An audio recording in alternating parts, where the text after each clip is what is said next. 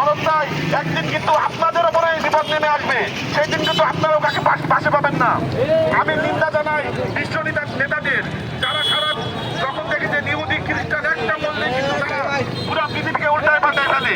কিন্তু আমার গত মার্চ মাস থেকে এ পর্যন্ত 50,000 মুসলিমকে হত্যা করা হয়েছে, কিন্তু পুরা বিশ্ব কিন্তু চুপ করে আছে। আমরা কিন্তু এইগুলো মেনে নেব না। যদি আমাদের জীবন দিতে হয়, যদি আমাদেরকে গাজায় যাওয়ার কোনো ব্যবস্থা করে দেয়, আমরা আর কিছু না পারি, জীবন দেওয়ার জন্য হলেও আমরা কিন্তু যাবো।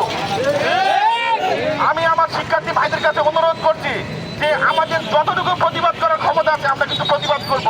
আপনারা সবাই ইসরায়েলি পণ্য বয়কট করবেন, ইসরায়েলি কোনো পণ্য আপনারা ব্যবহার করবেন না।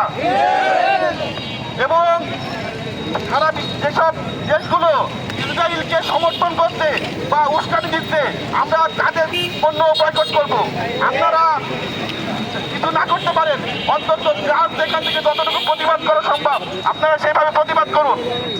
আমরা ধন্যবাদ জানাই আজকে এখানে আমাদের এই ডাকে সাধারণ শিক্ষার্থী এবং ছাত্র দলের নেতৃবৃন্দ এসেছে, সবাইকে আমি ধন্যবাদ জানাই।